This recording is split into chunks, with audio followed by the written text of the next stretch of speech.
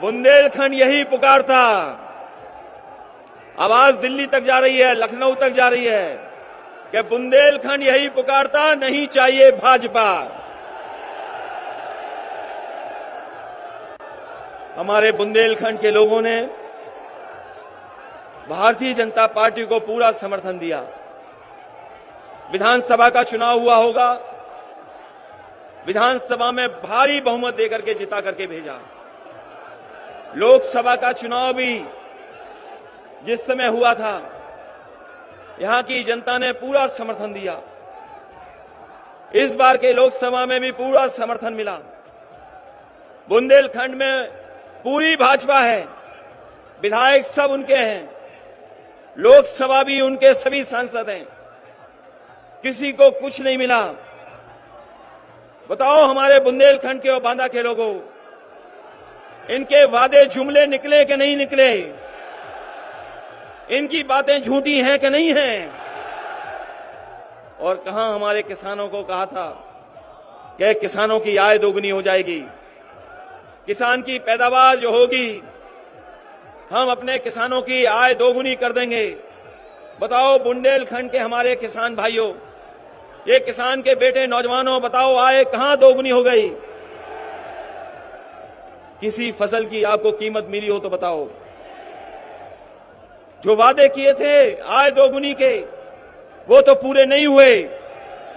लेकिन महंगाई कितनी बढ़ गई है, डीजल पेट्रोल की कीमत बढ़ती चली जा रही है, आसमान छू रही है।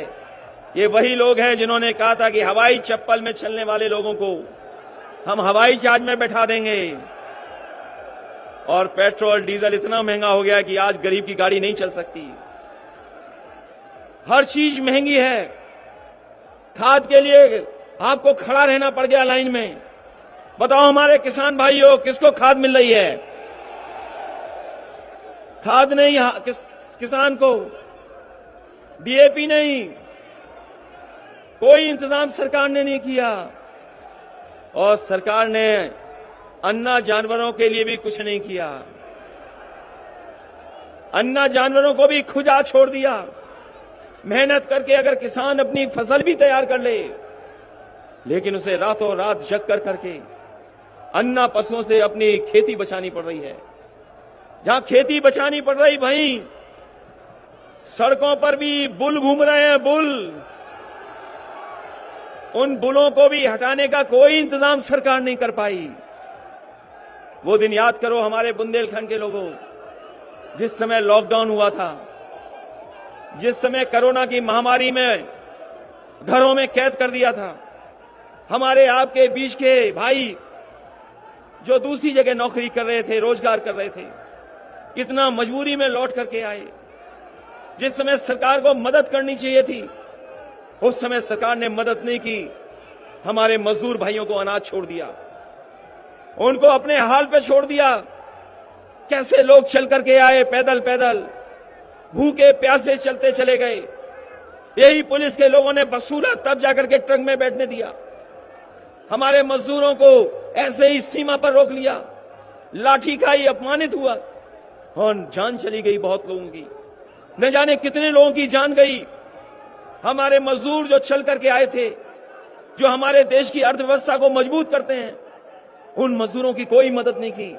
जो चल करके आए, कुछ लोगों की जान चली गई, सरकार ने कोई मदद नहीं की। अगर किसी ने मदद की थी तो समाजवादी सरकार आगे आई और उन मजदूरों के परिवारों को 1-1 लाख मदद करने का काम किया। आज जो किसान आत्महत्या कर रहा है, कोई मदद सरकार नहीं कर रही। हम समाजवादी लोग, हम गरीब का दुख समझते हैं, परेशानी समझते हैं। हम सब परिवार वाले लोग हैं, इसलिए जानते हैं अगर किसी मजदूर की जान चली गई तो मजदूर के परिवार का हाल क्या होगा। अगर किसान की जान चली गई तो किसान के परिवार की मदद कौन करेगा। हम परिवार वाले लोग हैं, इसलिए कहीं अगर घटना हुई तो समाजवादी लोगों ने मदद करने का काम किया। परिवार वाले ही परिवार वालों का दुख दर्द समझ सकते हैं। परिवार वाले ही परिवार वालों का दुख समझ सकते हैं। जिनके पास परिवार नहीं है वो आपकी परवाह नहीं करेंगे।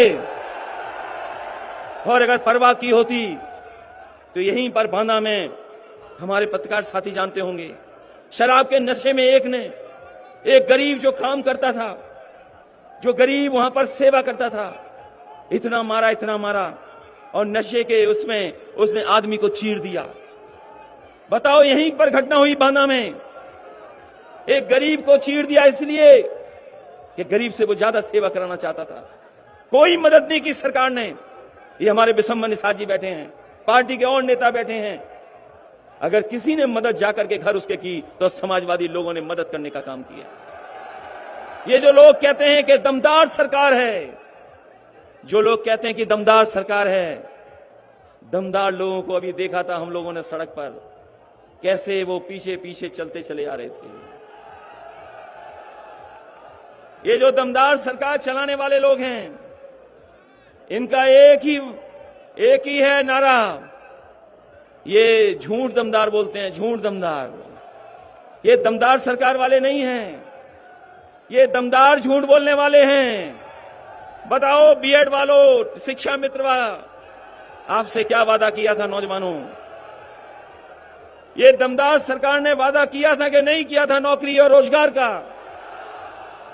लेकिन दमदार सरकार के तो 4.5 साल पूरे हो गए।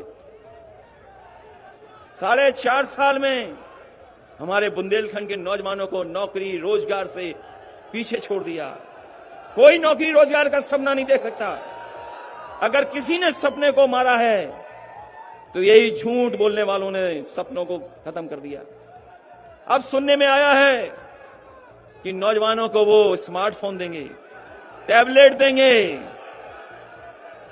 सरकार का समय पूरा हो गया और 4.5 साल तक बताएं भारतीय जनता पार्टी के लोग कौन सी टैबलेट दे रहे थे आप, कौन सी टैबलेट मिल रही थी?